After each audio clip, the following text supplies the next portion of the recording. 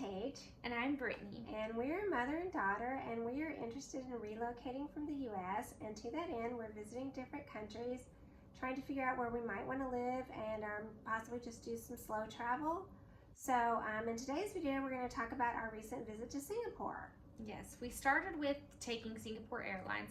We took Singapore Airlines from Taiwan to Singapore. That's how we got over there. And we had a really pleasant flight. We were in the most basic economy seats, and they were actually pretty spacious, much more so than economy seats in the U.S. Economy seats in the U.S. have gotten horrible these days. And they came around with hot towels and blankets, and it was a 4-hour flight, and we didn't think we were gonna get food. But then they did come around with food, and it was pretty good, and I got a blueberries and cream Haagen-Dazs that was, I think, better than Haagen-Dazs in the U.S. that I really liked, and it was a very pleasant flight. And one thing I really liked is the female flight attendants wear these traditional Singapore gowns. And they were really, really beautiful, and I just enjoyed the artistry of the gowns that the flight attendants were wearing, and I thought that was really a cool touch. No, it was really pretty. And then we got to the airport, and the airport in Singapore is kind of a tourist attraction in and of itself. For good reason. Yeah, we went to see the Jewel, which is like this indoor waterfall. I was a little underwhelmed by it. Maybe I didn't have realistic expectations. Something that I had seen some videos online that I think made it look bigger than it actually was in person. But it was still pretty.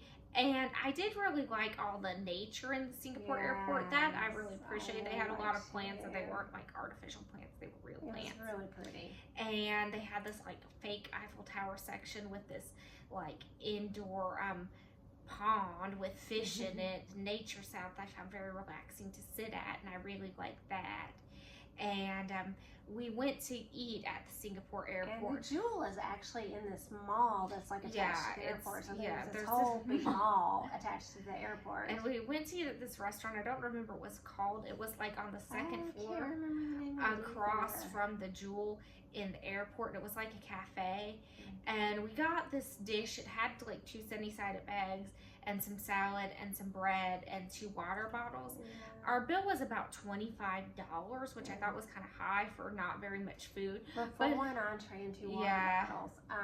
But it was kind of funny. We were hungry again. Yes, we were hungry again after we landed. And we didn't eat enough. But we thought the food quality was pretty good, especially for the airport. No, for airport food, for sure. Yes, and then we went to our hotel, and we really liked our hotel. And spoiler alert, our hotel was also attached to a mall. We were feeling these malls being everywhere, even though we're not really big shoppers at all. No, it was just so convenient. Yeah. And there was a grocery store in the mall, and we went to, it's called Fair Price Finest, and we went to it about every day. Yeah, and for sure. Yeah, at first when we got to it, we were a little like kind of in sticker shock about the prices. I walked in, and one of the first things I saw, they had like 4 mandarins. And they were like $15, and I was like, what? Oh my gosh, what have we gotten ourselves into? But then we realized if it was like product of Singapore, not imported, it was actually fairly affordable. I wouldn't go that far, but I would say not it was better crazy, than the other stuff. Not crazy. I mean, I think that a lot of the imported products were just like, oh my gosh. Yeah, we got, I got some, she's vegetarian, so she didn't eat. They had some sushi in the Fair Price Finest. That was product of Singapore. That was actually pretty affordable for sushi. And it was really good. I got like every day. What were you saying? Remember, if it got later in the day, they marked it down? They had, sometimes we went back later in the day and they would mark things down even more. So they don't really do that in the U.S., so that was kind of interesting. This was one thing I actually didn't like, that they did a couple things. One, and this surprised me, we visited Europe, and in Europe, the carts, some of the stores are like locked, and you have to have coins to unlock the cart. And that was not the case in Taiwan. It's not, I've never seen it in the United States. But they had the carts locked up at the, at least the grocery store we were going to in Singapore, which surprised me because it's such a low crime area. And we did feel extremely safe. No, we did. But we didn't have coins, but they did have baskets. Yeah, so we got use baskets. The baskets. And then the other thing is, like, let's say they had 3 yogurts. This is something we got some yogurt, and it's 3 for like, let's say $6. If you buy just one yogurt, it's $6. You buy 2 yogurts, it's $6. You know, you buy 3 yogurts, it's $6. Like there's no, I don't know. In the U.S., a lot of times, you might get a better price when you buy 2, but 1 is not the same price as 2. You still don't have to pay as much as if you buy the 2. Yeah. So that was just a kind of an idiosyncrasy if you go shopping in Singapore. But the selection was fantastic. I mean, they had everything you could think of. Yeah. And then we kind of, we took the public transportation for the most part when we were there. And I was super thankful for the public transportation. And one thing that was really convenient about it, you can use like your international credit cards or debit cards, like a Visa or whatever you have, and you can just tap it to enter the train station and tap it to leave. So you don't even have to buy a, you know, train station card or put money in a kiosk or anything like that. So super, super convenient. Somehow in my head, I thought Singapore had like the best public transportation in the whole world. And it was very, very good. But coming from Taipei, I have to be honest, I think Taipei did have the better public transportation. For one thing, it was just less crowded. Like we almost always had a seat in Taipei. And I would say we rarely had a seat in Singapore, which, you know, wasn't a big deal. We were able to stand. We got there and it was clean, felt very, very safe. We were there in August of 2025, so it's hot outside. They definitely had air conditioning on the public transportation, but they were not cranking the AC the way they did in Taipei. It was a little bit warm, you know, still when you were on there. And then there was also noise. It was rattling. Yeah, it wasn't like people were talking or there were crazy loud people on the public transportation. Quite the opposite. They were very quiet.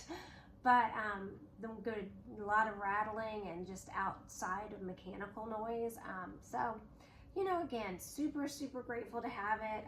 And it worked well, but maybe not the very best in the world, which is somehow, you know, kind of what I thought was coming. I was like, oh, I'm going to get this transportation. And it was good, but it wasn't quite Taipei, which is probably the best I've experienced so far. And then we went to the Gardens by the Bay and the Flower City and the Cloud City, which we really enjoyed. And it was all together. Yeah. So the Gardens by the Bay is like the free section, and it's just these outdoor gardens. They're really pretty. Yeah, we really like them. Pretty. We went there a second day after we did our ticket stuff just to walk around the free gardens because we thought they were so pretty.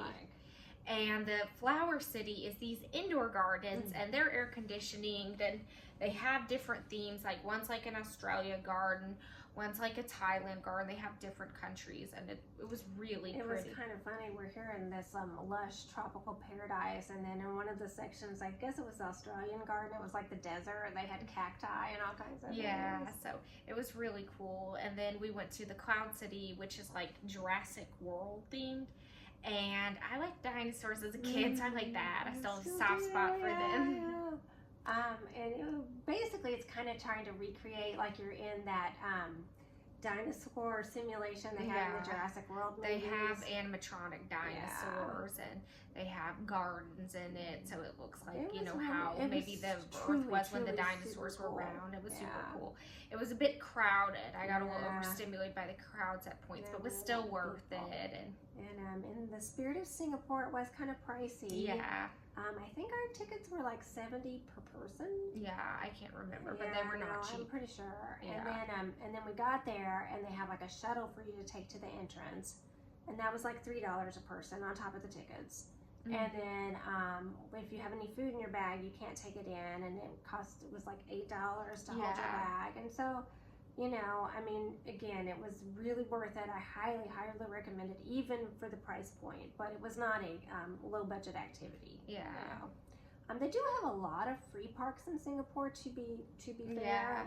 So if you don't want to pay the $70 per person to see these gardens, there are plenty of free, really, really nice parks in Singapore. Yeah. The people were really friendly. We definitely need to mention that. The people were so nice. Our hotel was about an hour outside of the main tourist attractions, and a lot of guests at the hotel were people who were actually from Singapore. So we met quite a few people from Singapore, and also the people in the Fair Price Finest. Yes. Got to know them because we're there every day, and everybody was super, super nice. I was really touched by how nice the people in No, they Singapore were really so were. nice. So we would probably be interested in going back there. We would recommend it for visiting. We think we might be interested in living there if we had a really big budget. We feel like one of the reasons we're trying to move from the U.S. is the really lack of affordability, and I do know that's relative, but it's getting pretty rough. But I think Singapore might be more expensive than the U.S. So yeah, but we did still maybe really we'll enjoy revisit. it. And thank you for watching. Yes. Like, comment, Have a wonderful subscribe. day. Thank you so much for Bye. watching. Bye.